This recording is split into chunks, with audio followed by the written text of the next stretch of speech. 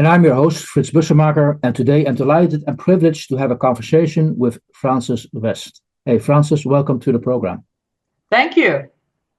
Allow me to briefly introduce you to our audience. You have over 30 years experience in global business technology and leadership. You served as IBM's first Chief Accessibility Officer, and you delivered talks on the topic for TEDx United Nations, Mobile World Conference, South by Southwest, and the World Computer Innovation Technology Conference. So a lot of great global platforms, and also the author of Authentic Inclusion. Again, welcome to the program and the dialogue on accountability in the digital age. Now, as mentioned, you are IBM's first Chief Accessibility Officer. Twofold question. What does a Chief Accessibility Officer do, and how did you become the first one? Okay. So accessibility in the technology world is defined as making sure that everything we do digitally, whether it's a website experience or your mobile apps or anything related to digital, does not create barrier for people with disabilities or who are aging. So what do I mean by that? For example, if you're blind or low vision and you're trying to browse the web, could there be something like a screen reader to read out loud for you? If you're deaf and you're on a Zoom call like what we're doing here, are there technologies such as captioning to allow you to see the conversation? So these are what we call technology barrier. If it's not intentionally addressed or invented, then we will create a digital barrier for a certain amount of population. So Chief Accessibility Officer's role is twofold, basically. One is internally making sure the portfolio that was both used by IBM internal employees and also what we deliver to the customers are as accessible as possible. And then the other role that I had was to really promote the idea that the whole concept of accessibility is really not just for aging or people with disabilities. It's really about what I call human first thinking. That is, at certain point we could be all situationally disabled, or we could be just because aging, you could acquire certain, for example, people start wearing reading glasses because you can't see when you take it off your glasses, see the newspaper. So I think it's one of those fascinating area that actually requires a lot of a focus. And I was fortunate to be named the first Chief Accessibility Officer of IBM. This has actually been, that was about 8 years ago. Yeah. Now, why was that? Why did they pick you? Why did they pick me? Actually, I have to say, I'm an accidental accessibility person. When I was offered the opportunity to manage this global team in IBM, it's based in IBM research. And I have to admit, it was more of a selfish career ambition of mine to accept the job, because I thought, IBM Research is a very, very prestigious organization. And at that time, frankly, I knew nothing about accessibility. I was a career market-facing, client-facing experience professional in IBM, in marketing and sales, all the way from IBM mainframe computers to mobile devices, to software, hardware, and everything. But what I thought was that it would be cool to go into IBM Research and understand, what this whole accessibility is about. And I thought I would just do 3 years of my normal term of duty and then move on. But once I got into it, number one, I was fascinated by the researchers, and many of the researchers actually have disability themselves. So I have deaf scientists, I have blind researchers. And what struck me was the innovation, the creativity, and that they brought to their work was just incredibly inspiring. And so I always jokingly said that it started out to be a job, and then it became a career, and then became a calling. So after I don't like to use the word retirement, after I graduated from IBM in 2016, Yeah. I decided to continue to stay in this field because I just think that especially in today where the technology is entering this artificial intelligence, where the human and technology role has to be integrated, that we it's more important than ever that we think human first. Good. Got that. Now, so far, I just want to make certain that we know where the boundaries are. You've described people with a physical disability, blind, deaf.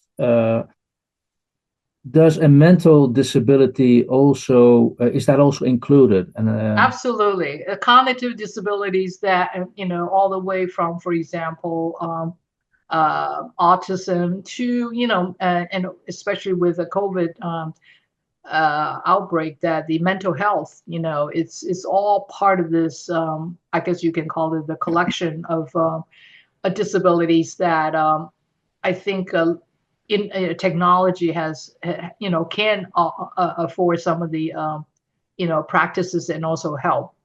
Okay, because when somebody's blind, I can imagine technology reading the text or describing the picture. When somebody's deaf, transcribing what's been said.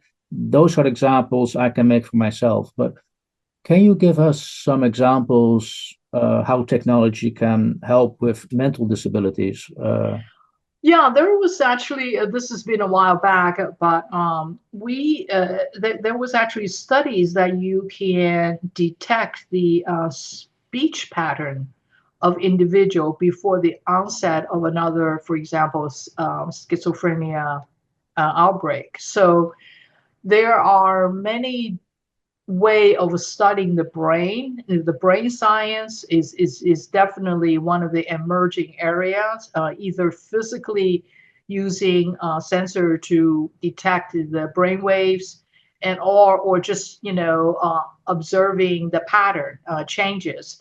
And this is one area where artificial intelligence can come into play in a very positive way, because anytime when you are trying to observe, let's say, the brain action or brain reaction, it takes a lot of data, to understand the pattern and to create the or to test the hypothesis and all that.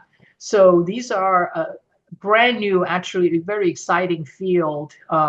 I think that the human brain or the cognitive ability area is really a greenfield, area for a lot of, the future innovators. Yeah. No, I can understand how technology can help with detecting neurological diseases. I'm aware of an example where somebody's speech can be used to detect Parkinson or not. Yeah. Uh, Yeah. I was just wondering when you mentioned, okay, well, reading a screen or transcribing a text, that's using the technology on a day-to-day basis with somebody with a disability. I'm just thinking out loud here, if this technology from a mental perspective can not only be used to detect and maybe a mental illness, but also once you have identified what somebody has, can that technology help that person with that particular disability? Yeah, I think there is definitely all kinds of apps now that either will do prompting, or interject certain either based on time period or just based on the action of the individual's usage of the technology, whether it's a cell phone or whatever, intercept, with a kind reminders, or kind of almost like a third voice, so to speak. But in this case, with a combination of help with understanding the pattern of the individual to help to trigger a certain amount of reminder or help. I mean, just like the older adults now use, a lot of older adults use technology to help to prompt them use medicine, right? But you can think of them as a prompt for, or even just word of encouragement, a word of support. And all these are at the beginning stage of of discovery and also solutioning. So I think it's absolutely a area that's with a huge growth potentials. Okay, and that triggers me the question, what's the business case and who owns the business case for developing this type of technology? I think there's a very different. Some of them are. I think there is a whole class of what I call the social innovations coming up, right? So, I mean, we went from old days where it's all big computers and big enterprise solutions, but now because the form factor is on a cell phone, and also I think the personalization of experience is becoming more and more not just relevant, but almost required. I think you're going to see a lot of individual innovators are trying to address this kind of challenges in the cost of computing has come down so much, and using leveraging AI to do certain market research is becoming possible. I think you're going to see more and more individual innovators tackling these somewhat complex problem, but leveraging the technology that's now made available.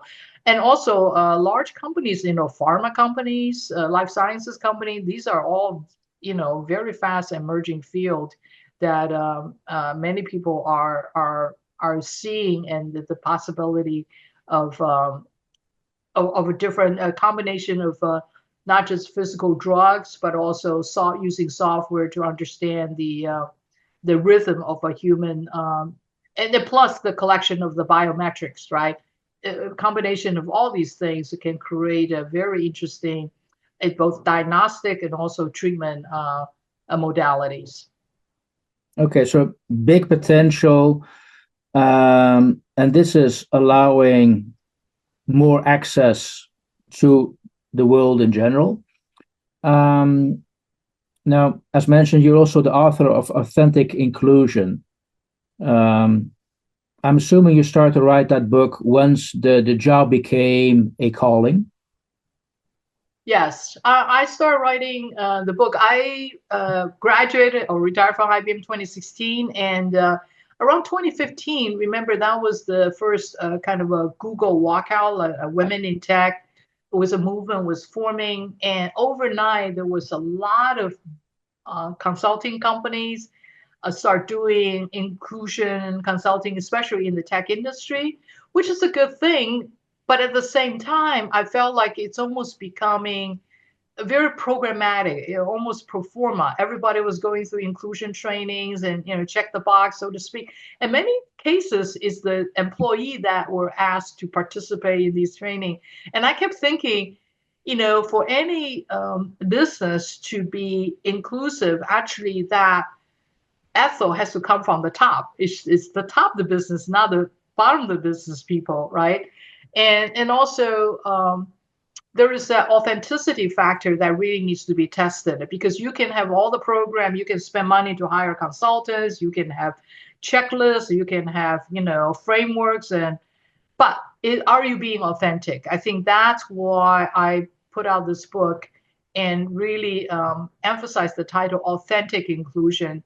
To me, that means it's a holistic organizational approach, not, for example, just task the HR department to hire more people with diversity, or just giving trainings to the employees as raising the awareness. You have to have policy, you have to have process, you have to think of it as a business imperative, and then build your structure around it in order to sustain it and also to scale it. Okay. Now, what would organizations, what would governments, employee miss if they ignore the inclusivity part? I think this it's really important, especially this changing world. I think everybody will admit that we are in a very different world than say even 10 years ago. Who would have thought we now have to deal with besides climate change, COVID, a pandemic. Now we have geopolitics. I mean, all the quote unquote playbook is getting thrown out of the window. So anytime when any business or government in era of extreme change, you have to count on your people, your employees, to make decisions. And the more diverse resources or talent you have in your organization, they can bring different perspective, a different experience. They're going to dissect the problem differently, and then in most cases will come out of the box, suggestions. And I think we're entering an era of out of the box is going to become norm. And the kind of steady state, programmatic approach to decision making is not going to meet the challenges of today. So to me, inclusion is a process of making sure you have the diversity of thoughts, you have diversity of experience, and that actually strengthen an organization's ability to pivot or to adjust and to meet the unknown challenges that's out there. Okay, now I have to be cautious not to turn it into a political discussion, but I get the feeling that we momentarily are living in an age where the need for inclusion, the need for diversity is scaled down a bit. Well, this is the thing. If you look at inclusion or diversity as a programmatic, like a program du jour, then you're right. It's probably dialing down. Some company actually are dialing down, openly say we're going to dial down. But on the other hand, if you look at inclusion as a business imperative, like I mentioned, if you again, I'm a proud IBMer. This is the only company I work for. I worked for it for 37 years. I mean, IBM hired the first blind engineer back in 1914, right? This is before any legislation, before any DEI laws, before anything. TJ Watson, as the founder of IBM, felt like as a technology company that if we're going to compete and we're going to sustain our profitability, we need to have diversity. So if you come in from that angle, then there's no reason, no way that you're going to dial it down. You know what I'm saying? Because it's just to become part of your business ethos and business competitive advantage. I mean, till this day, as you probably know, I mean, you've been in the business long enough now, that IBM is the longest, a technology company with 120 years of history, gone through a lot of ups and downs and sideways. But I would say, I mean, I personally would feel like this is one of the reasons it's sustained is because it has certain fundamental value and also belief and in the diversity as a driver for innovation that makes it different. Okay. Do you feel that regulating diversity, inclusiveness is something? Is that something which we should do, or is that up to the individual organizations? I'm always, that is a very complex question. Personally, and if I look back my own journey, I never really thought about or lean on any kind of legislative actions and whatever. Maybe because I was a first generation immigrant, so I never even know what are the quote unquote the rights or the legislation that can protect me. I just knew I have to be the best I can be, or sometimes better than others, and compete on the individual merit basis. And to that extent, I think anytime that people talk about DEI, I almost want to say we should begin to think about as IED, even though somebody said that's you got to be careful. That's improvised explosive device. Well, but maybe we have to be a little controversial here, but I think it's individual excellence, based on differences. So I still remember my first interview with IBM. I was, college, just about to graduate from college in Lexington, Kentucky. Now this is like, here I am. I was one of the only Asian, I think one of the first Asian immigrant person sitting in the room having an interview. And my only experience was being a waitress in a Chinese restaurant.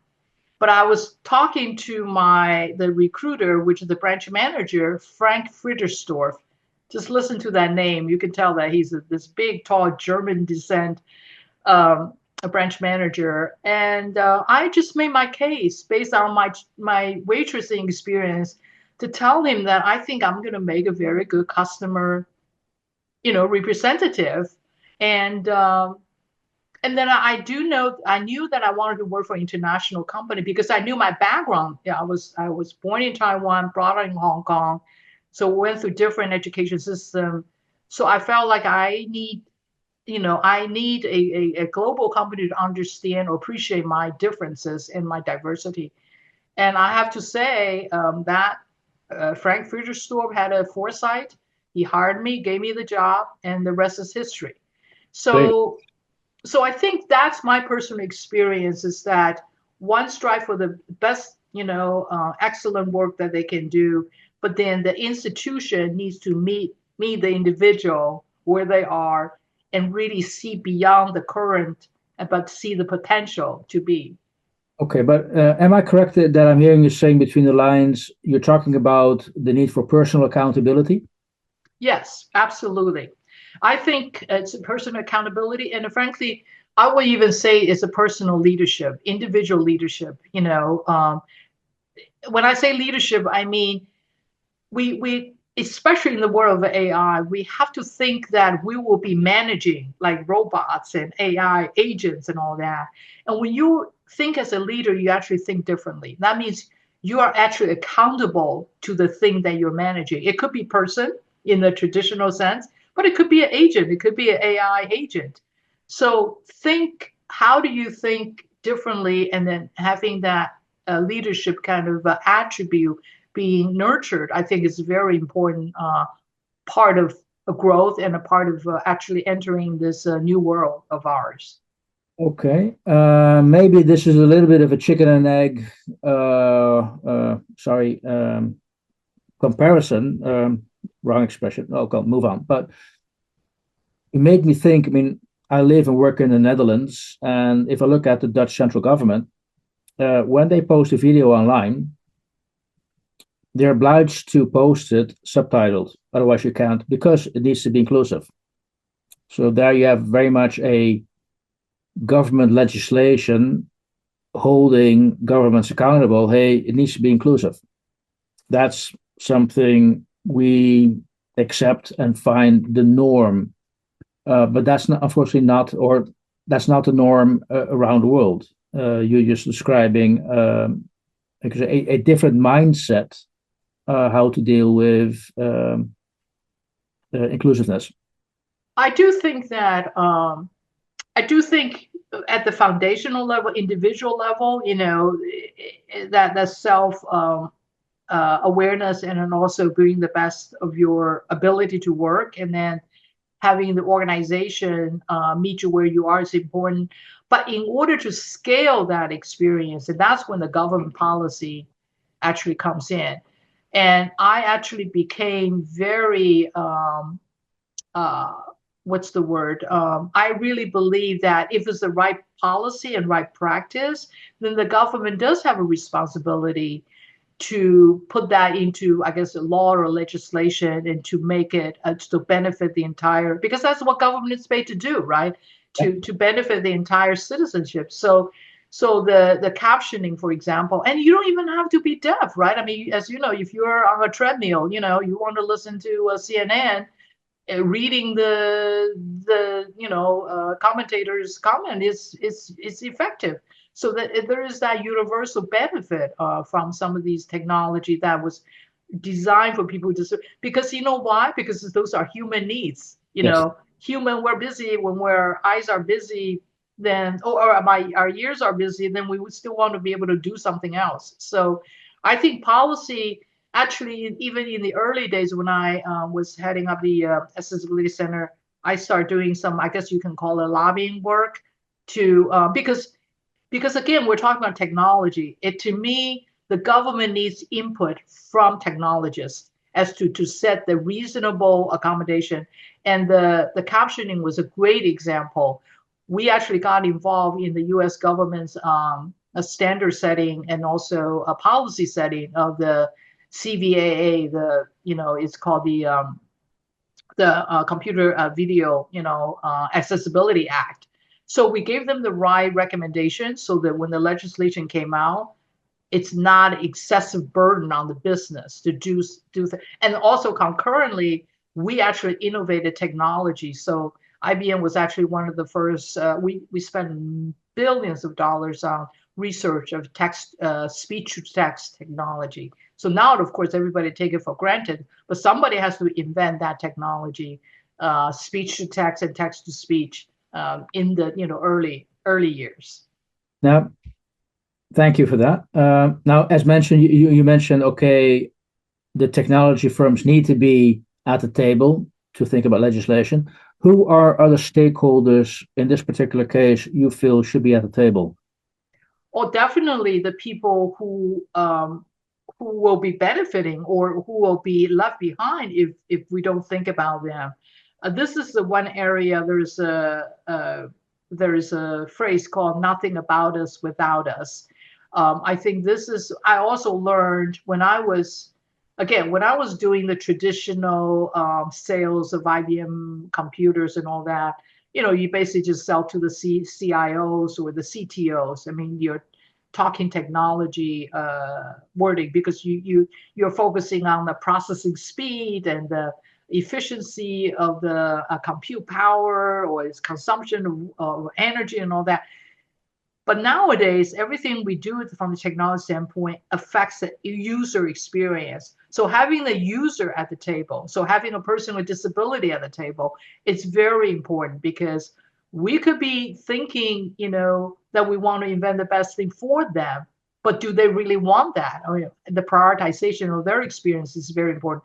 I'm right now working on UN Convention for the Rights of Older Adults, and it's very important. That one good thing is I'm accumulating age myself, so I could be the one that is speaking to the requirement and priority firsthand, in addition to the technology and also the policy, discussions. So that user experience. So NGOs that represent these a different, group of people it should be at the table as well. Okay. And you see this happening on a local, national level, or also on an international level?